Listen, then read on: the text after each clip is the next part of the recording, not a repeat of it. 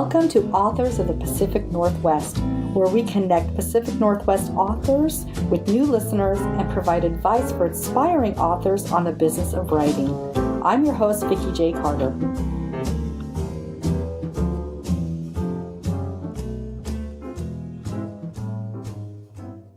So hi there, listeners to the Authors of the Pacific Northwest. Thank you so much for coming back to the podcast. And this week, I have the pleasure of introducing to you Sheryl Scarborough. So I hope I got it right. Did I get it right, Sheryl? You did. It sounded great. Fantastic. Awesome. So Sheryl, say hi to everybody, all of our listeners. Hi, listeners. It's good to be here. Oh, well, I'm excited to have you here, and I'll explain just a little bit why in a bit. But first, let's introduce you a little bit about what state you live in here in the Pacific Northwest. I live in Washington State, Southern Washington. I live in a small town called Kalama, about 35 miles from Portland. Yep. So Kalama, you guys, is a little bit, I think it's south of me. So she's in my area. Kalama has a little bit of a literacy heritage, doesn't it? We had a movie that was filmed there a while ago. Right. That's right. It is an actual Twilight location. It is. I think I didn't always live here. Sorry for stepping on you there. I didn't always live here. I've only been here about 2.5 years. Prior to that, I lived in Southern California. And for people who live up here, there's actually a funny story about some scenes in my book that to people who live up here would be meaningful, which we can get to later. Oh my gosh, I'm so interested because I've been a Pacific Northwestern, Washington State girl my whole life. At Kalama, I had a lot of friends that lived in Kalama. So where I live, Longview, Kelso, Kalama, where I feel like we're really close to each other. And so I had a lot of friends in Kalama. But I was here when the Twilight books came out and then when they did the filming. So of course my daughters were younger and I took them up to where the area was being filmed and stuff. So if you're Twilight fans and you haven't hit Kalama, I would suggest Kalama and avoid Forks with all your heart because it's a long, long way up to Forks and there's not a whole lot there. That's right. That's right. Yeah. So let's start out by talking real quickly. So there might be some listeners that don't know you. So I always ask this one pretty good stumper question right out of the bat. What do you want readers to know about you up front? And it can be anything. Well, I've been basically writing my entire adult life. I have written I've written for children's television. I've written comic books. I've written restaurant reviews. I've written theater critiques. The restaurant was for good food, and the theater critiques was for great seats. And now I'm writing young adult mysteries. And the funny thing is that, and I'm talking about a career of over 20 years doing these other things. And I came up with this idea that I always envisioned would be young adult novels. But I tried pitching it to television first. Mm-hmm. And, television being what it is, that didn't happen. But one of the things they said to me is they said, you're not a showrunner, even though you've written a lot of television. And so a showrunner that would take on your show would want to share in the rights, the created by rights, which is a lot of money. Would you be willing to give up the rights? They said, unless it's been written as a book, even if it's not published, if it's been written as a book, it qualifies for copyright. And then you don't have to give away the rights. And I said, well, it's not a book. And yes, I would agree to give away the rights. I would be okay with that. And then they decided this particular time, they said, well, we're ready to go, but I think we want to wait a year, and we'll revisit this a year from now. And I came home and I told my husband, I said, well, cancel the vacation, something happening. And he said, so write the book. And I'm like, what book? And he goes, the book, so you don't have to share the rights. And I said, well, I guess I could do that. And I did. And it turned out that that's what I should have been writing all along. Oh, I love it. How smart. Now, husbands, I have a good one, and he's always the one pushing me to get everything done and to write. So I like your husband already. I guess he had some good wisdom there, right? Yes, absolutely. Yeah. So tell our listeners what you're currently, what's your genre you're currently writing in? Because I absolutely love this genre to death. What I've published in is young adult mystery thrillers. I have 2 books, the first one and then the sequel. I'm working on a proposal for another series, another young adult series now. But I gained a lot of adults read young adults, young adult work, and I've gained a lot of adult readers. And I have another idea that's that basically the characters are adults, but it would still be a mystery thriller. Oh, fantastic! So I have 2 things that I'm working on. Okay, so are your stories, do they come from accounts of actual events, or are they made up in your head, or you take it kind of from both?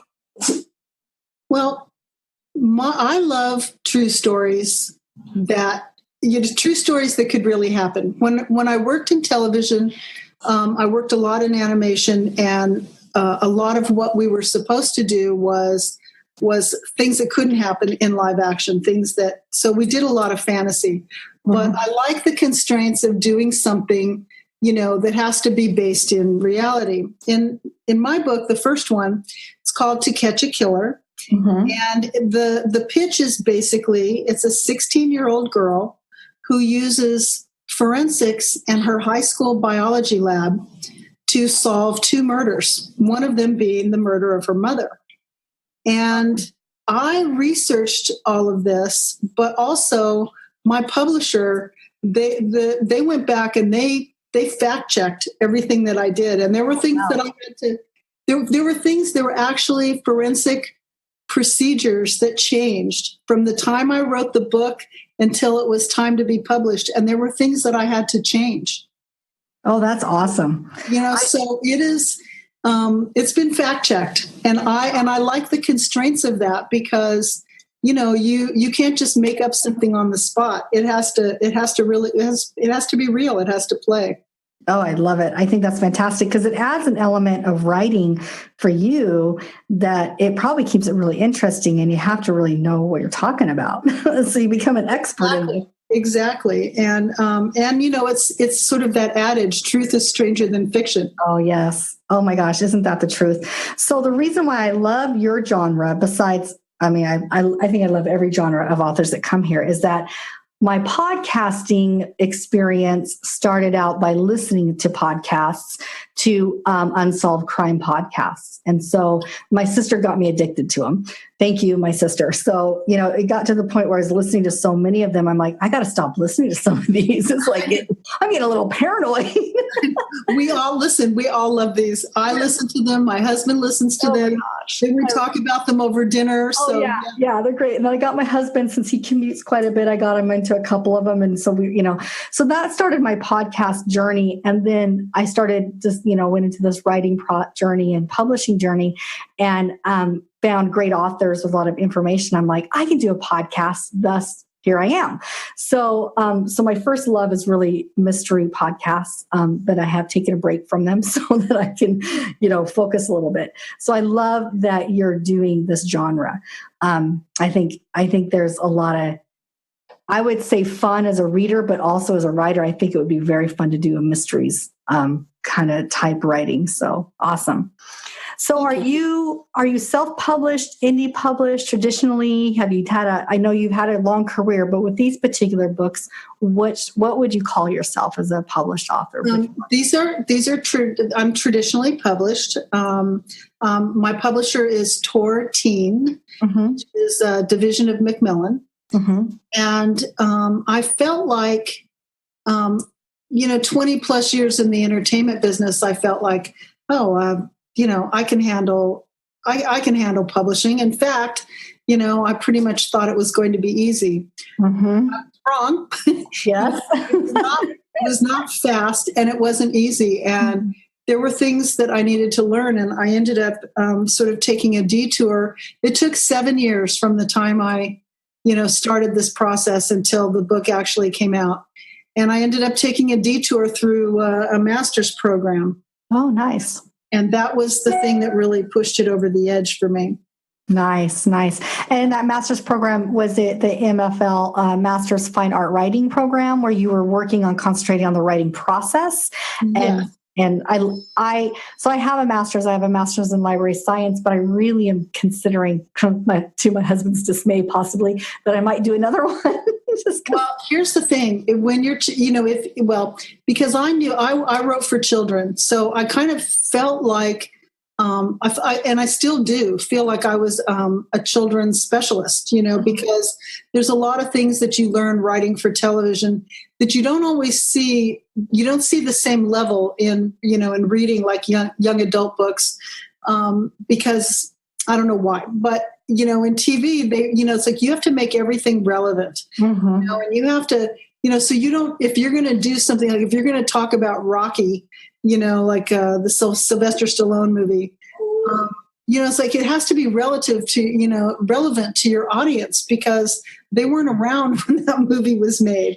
And there's a technique for writing things to make them relevant like that you don't always see in publishing. But at any rate, I felt like I was a children's specialist, and I like reading young adult, and so that's where I felt that I would go, is work in the young adult area.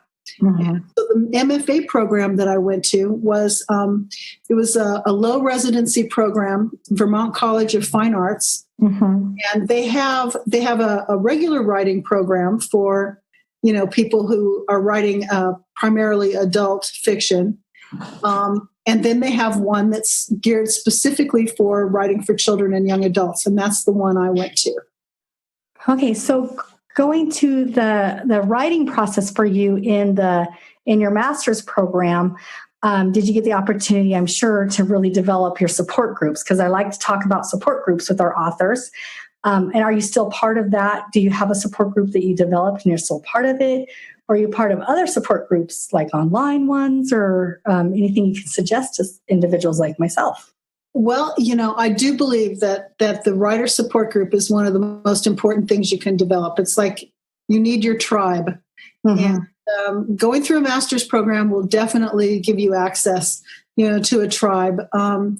Vermont College, they're particularly aggressive in sticking together and finding each other online. Even people who are I graduated in winter of 2013, but I am still, getting friend requests and friending people who are there now at Vermont College. Nice. I may never meet them face to face, but it's a very, tight knit organization. And when we have books that come out, everyone, pays it forward. They forward the links and the information, and they show up. So it is definitely important.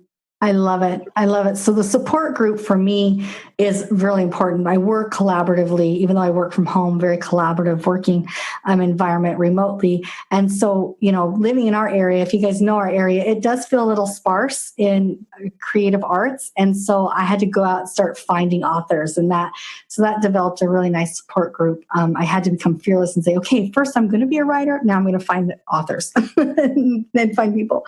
And online groups are fantastic. So I always like to ask that question for any other listeners that are out there, what kind of support groups do you use in associations, so that it help point them in the direction and they might not have to hunt.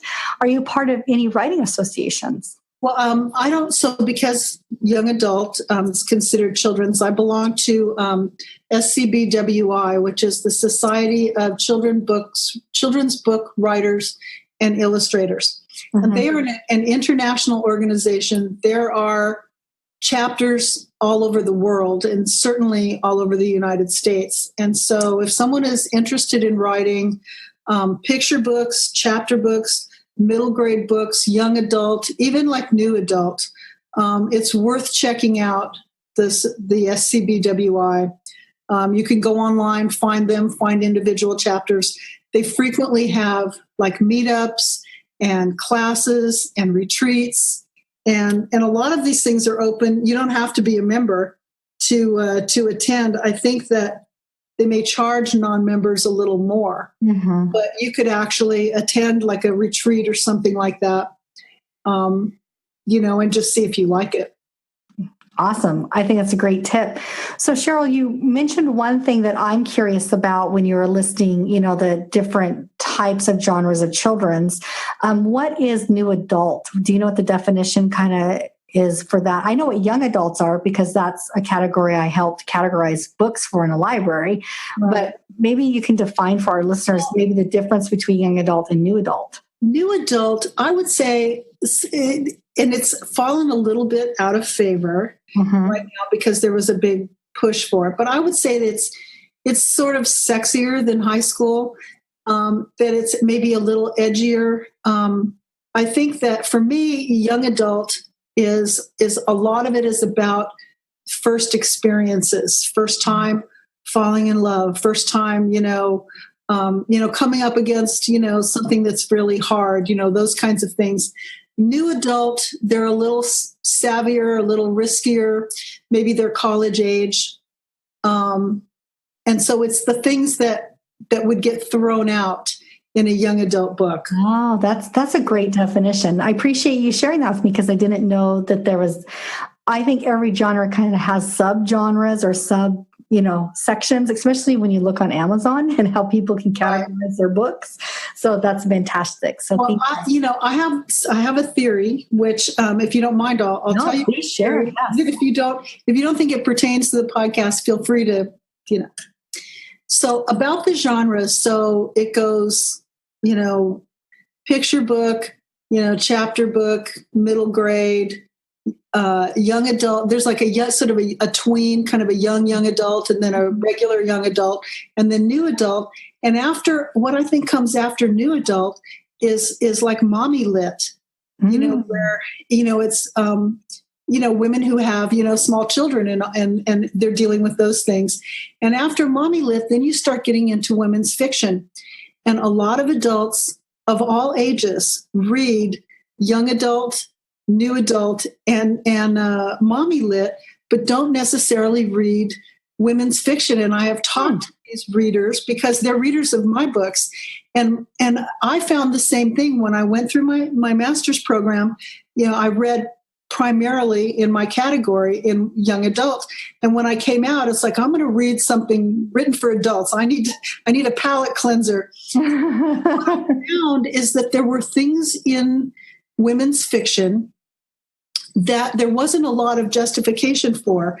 And they were things that if you're like sort of a happy, well-adjusted, female adult, you don't really want to live in the space of, extramarital affairs, his or hers, an over-dependence, reliance, or abuse on pharmaceuticals, his or hers, and these things. And then also there's like, some violence and stuff. And it's like, I just kind of feel in a way that women's fiction has sort of abandoned, just basic normal women.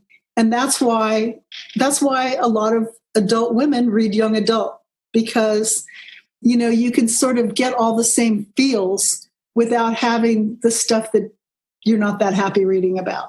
I love it. What absolutely fascinating. And I'm glad you brought that up because it does bring up a lot of ideas and discussions on my mind, in my own head, about how there is a need for that particular type of writing for, like you said, women that aren't necessarily wanting to read all that other stuff. Right. They're not into like romance, or maybe they're not into all that, but they still want to read fantastic stories about other women that mirror them. That's fantastic.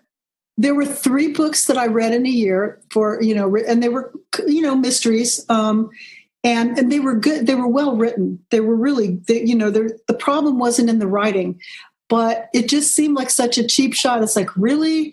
My husband's going to have an affair in this one too? Yeah. It's like, kind of like, I don't know. I don't watch a lot of daytime TV, but every time I accidentally click it on, or if I'm at the gym in the day and I watch and I see the drama on TV, I'm like, it's the same thing over and over again. It's like, how do the writers do this? How can they? It must be kind of a sad existence in drama, daytime drama. As a writer. I think it's also, it's like, listen, if, we're writers, we should be, and women's lives are dramatic enough without all of that. Oh, so very true. Right? Yeah. We should be able to do that without all of that. Like in my case, just added crazy 2 dogs into my life, and my children are grown and they're healthy, happy children. But believe me, I have plenty of activity going on without all the extra crazy drama. I know, exactly. So absolutely fascinating. Thank you for sharing that. I love that. So you authors that are listening to this podcast, maybe you'll be inspired to start writing in that particular area because there's a need for it. So fantastic. Thank you. Let's talk about marketing, because you and I were talking just a little bit about marketing before we actually hit record, because I'm working on a small project for authors that come onto the podcast about marketing. Nothing major, trust me, but it's a little bit. So do you do your own marketing even though you're with a publishing house? And if so, what's your best tip for someone like me? Well, I was fortunate enough that my publisher gave me a publicist to start on the first book, and they did an amazing job. Mm-hmm. And I they didn't I didn't have a publicist for the sequel. Mm-hmm. It's sort of like, they pushed the first one, and then the second one sort of has to find its way. But I followed what they did for the second one. Oh, smart. So I think the best way, the things that you want to get is you want your book to be on a list somewhere. Mm-hmm. And, I found this just sort of looking at my own life. It's like I'm busy and trying to stay on top of, what's new that's coming out. I read the list. So if it's a library list, or if I come across a list somewhere about, these 10 books of summer or something, I'm going to go, scan down that list. Mm-hmm. So you want to get on a list. Okay. So as you're going through, the internet, looking for different things, start looking for where, who's publishing the lists. And then when you have your book ready to go, follow through, contact them, mm-hmm. and try to get on the list. The second thing that I saw, and I noticed it right before my book came out, my first one. And you know who Elizabeth Gilbert is? Yep. So I was just browsing online, and this was like an article for like a woman's magazine. It might have been like goodhousekeeping.com or something like that. But it was this great article written by Elizabeth Gilbert about when she was 9 years old, and she wanted more than anything in the world to win a ribbon for something that she had done at her fair. Mm-hmm. But she was only 9. She wasn't really good at anything. And so what she did is she just did all kinds of things to enter at the fair. So many things that she says it took her parents 3 trips in a station wagon to deliver these things to the fair for the judging. And she couldn't wait to get there the day that the ribbons were going to be handed out, because she was sure that, quantity, she had to win one. And she went through and she hadn't won anything, but a judge realized that she had entered so many different things that he went in the back and made her a ribbon for most entries. And she's really happy about that. So this is this really cute, short, brief little essay about her. And then she brought it back to her book, because she said at the end of the essay, she said, and this is what I brought to my writing, the same energy and the same push and all of this is what I brought, to my writing and this new book that I have coming out. So I think that once you have your book, and if you've sold it traditionally or if you're self-publishing it, you need to set the book aside, and then you need to figure out what your connection is to that book.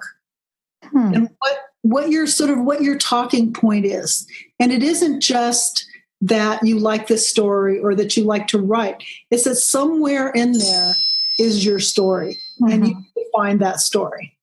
and write essays, and then go online and find the places that will publish these essays. Because what they say at the end of the essay is they say, Elizabeth Gilbert, this is her website, and she has a new book coming out in a month. Oh, such a smart strategy.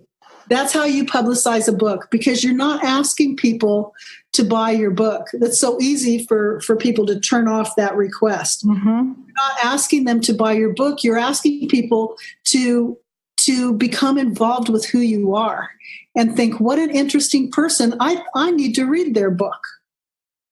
I think on this podcast so far, that's the best advice I've been given. And so I'm taking that to heart because I love it. Thank you so much. We'll see if I can capitalize on that advice. Absolutely. Beautiful. Very, very good. Thank you for sharing that. Awesome. Any other tidbits of advice you want to share with aspiring authors like myself? And it doesn't have to be about publishing. How about marketing? How about your writing? How to stay motivated? Because you've had a very nice career, but did you have career lulls, ups and downs where you're just like, this is just always, yeah. There were always ups and downs. I mean, it is no secret that you have to be willing to deal with rejection, and you have to be willing to deal with it critically. And this is what my MFA taught me, is that sometimes people just don't like something because it's not right for them. Mm-hmm. And when that's the case, they're not the right critic for you. Mm-hmm. And so you need to discard what they have to say. You can't please everybody. Mm-hmm. And just you need to find the people that say, God, I love your idea, or I love, your characters. I love something about this. I just think it needs to, to be a little more. And those are your people. And you need to find and develop your people. That's fantastic. Do you have a readers group that you've developed to read your books before you submit for editing? Well, when I lived in California, I did. Now that I'm up here, it's a little more. We used to meet a month, and now that I'm up here, it's a little more loose. Mm-hmm. But I have people that I can draw on usually. Good. Because I found that a lot of authors talk about their beta readers and how helpful they are to them. And I started to think about that when I'm ready to have readers, and think about, I kind of want people that I'm good friends with, but I really want good critical readers that are very avid readers themselves in different genres. And I was thinking about that. I have one picked out. I already told him he's going to be one of my readers. He's one of my librarian friends, and he's a history buff, fanatic, fantastic. And and so I already told him, you're going to be one of my first readers. And so we'll work him into that. so good. Do you know who Chuck Palahniuk is? I do. Yes. Mm-hmm. So, he lives in Portland, and he has a writers group that I don't know him. I wish I did. Mm-hmm. I know of him. I can't say know him. Chuck, if you're listening. But I have read about his writers group, and apparently they make each other cry. Oh, I love it. But, they do it lovingly, and, they get the job done. So, you want someone that's going to be critical, not picky. Mm-hmm. And someone that's going to really push you, to take the hard chances. Exactly. Yeah. And I think that brings out the best writing. So fantastic. Yeah. So let me ask you this question. When you were talking about promo before, you were talking about writing some articles and getting them out before your book came out. What was your talking point to catch a killer? I'm curious. Well, I had two. The main one is probably what prompted my love for this genre anyway. Mm-hmm. And I'm just going to read it to you because it's in my bio on the book. So, and I can embellish on this if you want. Yeah. So it says, when she was 12, her home was the target of a peeping Tom. Sheryl diligently photographed his footprints and collected the candy wrappers he left behind. Unfortunately, he was never caught. But the desire to use evidence to solve a great mystery was sparked inside Scarborough all the same.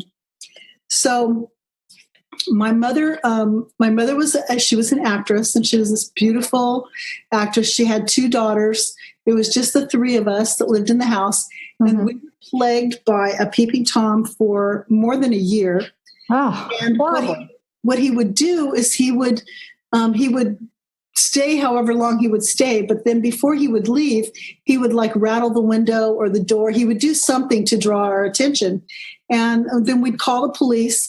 And they'd come out, and this is, before they had all this DNA and all this stuff that they could test. And so they'd come out and they'd see where there were like cigarette butts stubbed out on the windowsill, and footprints and candy wrappers and all this kinds of stuff that would indicate that he had been there for a while.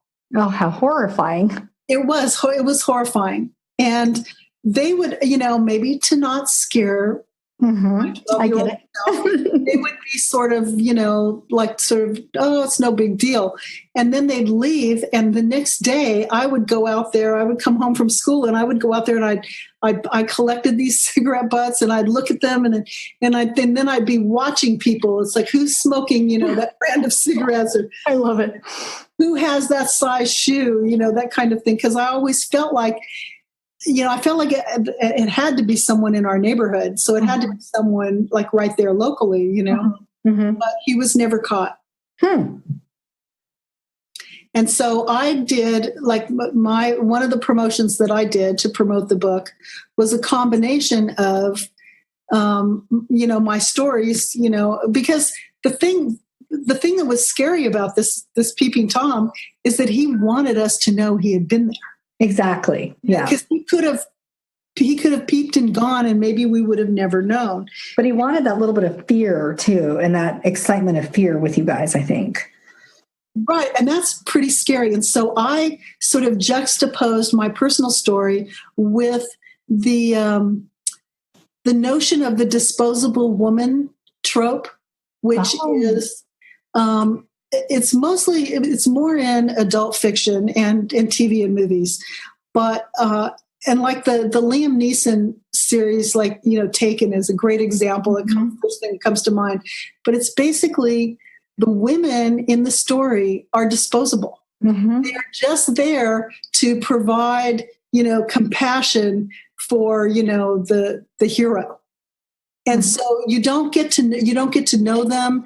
They don't have any personalities. They don't have, pluses or flaws. And in a way, it's, being a woman author, writer, and, a feminist, it's something that we want to sort of get away from. Absolutely. Because it has the impact could desensitize people to violence against women.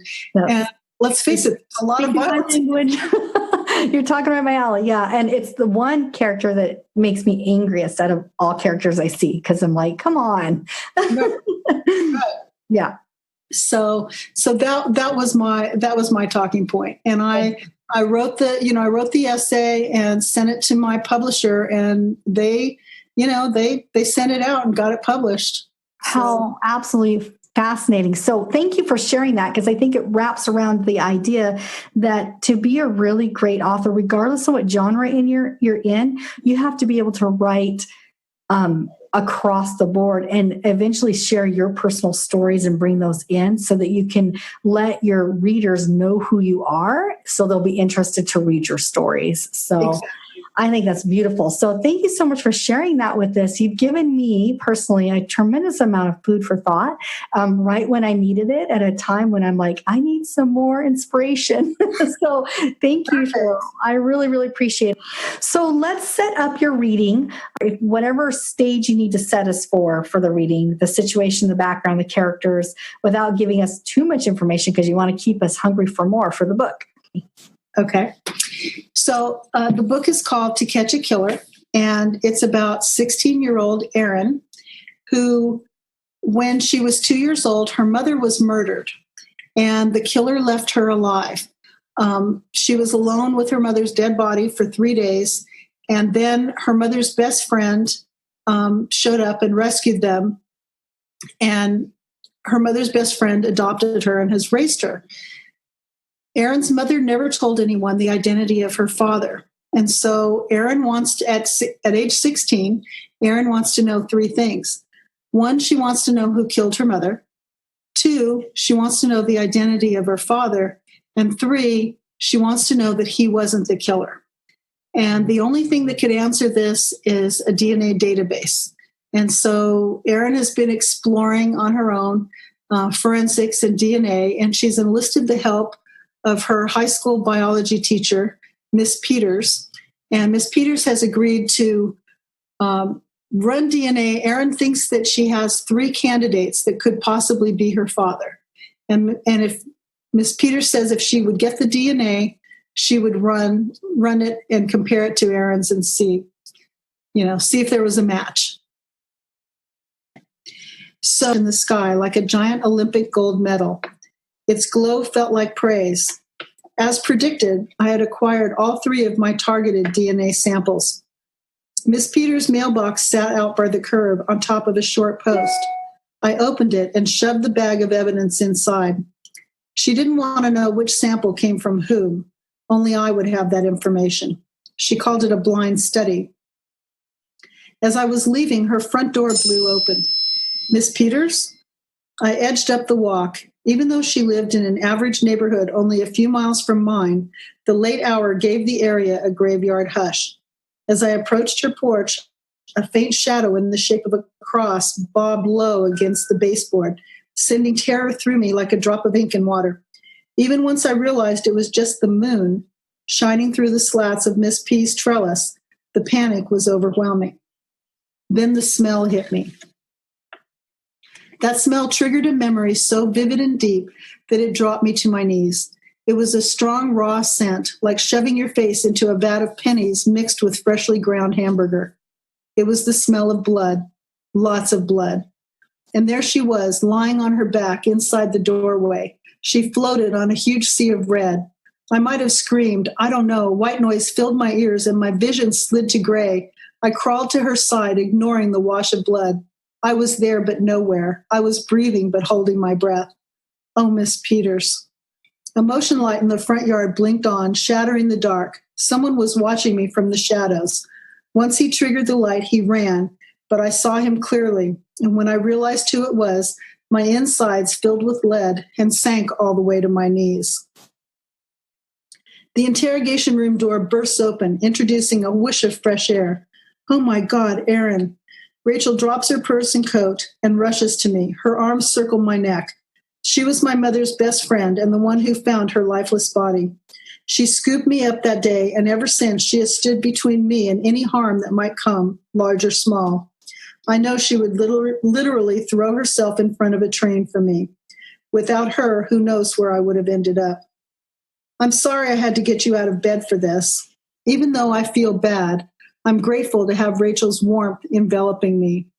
Now that she's here, I don't have to pretend to be so strong. Shh, I'm fine, just worried about you. Rachel brushes the hair off my face and runs her hands over my back and my arms as though she has to feel for herself that I'm really in one piece. Hovering near the door is Detective Sidney Rankle, Rachel's best friend. At the station, she acts more formal, but when she's at our house, she calls herself Aunt Sidney. I'll take it from here, Sidney says to Baldwin, but come get me when they bring him in. Rachel takes my face between her hands. Sidney says you know the boy who did this. I open my mouth to speak, but Sidney beats me to it. Alleged. We can't say he did it. Not yet. But you know him, right? He goes to your school. I nod. That settles it. We're changing schools, she says. No. It comes out frantic. I can't change. You don't know what's at work here, Rachel says. What I want to say is I was there, and you don't know what's at work here either. But now's not the time for that. We shouldn't knee-jerk, remember? That was my therapist's go-to phrase. Good for any occasion. I stopped seeing him a year ago. We weren't getting anywhere anyway, but I still use his words when they suit me. Changing schools is not an option. Rachel needs to hear that. She keeps her hands on my shoulders and holds me out away from her while she scans my face. Then she squeezes me in close, rocking us both from side to side. I'm so sorry this happened. You must have been terrified. I was. What if I caused it? And Miss P's death is my fault. What then? There's a light knock. Sidney opens the door. It's Baldwin. He nods his head toward the squad room. He's coming in now. I'll be right there. Sydney glances at us. Rachel's arms are wrapped tightly around me. Take her home, she says. Keep her home tomorrow. I'll be in touch. Baldwin leads a group past the door. One in the middle is taller than the others, and his hands are cuffed behind his back. Caramel tufts of hair curl against a chiseled profile that's pale beneath the tan. There's a quick jolt of recognition. I wasn't expecting to see him here like this. I definitely hope he doesn't see me. Journey Michael's jaw tightens. His gaze sweeps the room, looking for who or what brought this down on his head. For the second time today, he looks directly at me. Only this time, instead of sizzle, his expression reveals an anger so hot it could melt tungsten. I expected him to look different to me now. I mean, if he's a killer, he should look different, right? I can't help it, though. I still feel a tug. There's something about Journey Michaels that draws me to him. I bury my face in Rachel's shoulder, and she strokes my hair. Hey, it's okay to cry, you know. This is one of those times. Rachel means well, but she never truly gets it. Bravo. I love the story. Thank you for sharing it with us. So listeners, go find Sheryl. Her information will be on our show notes for sure. The book will be available to you to find on show notes. Find her on Facebook, and she's also on Instagram and Twitter. Follow her, get her book. Let her know you heard her on the podcast. And if you want, we can bring you back later for your other book or anything else that you've written and published. We'll bring you back so that we. All right, that sounds fantastic. I would love to come back. Awesome. Thanks for being here with us. All right. Thank you, Vikki.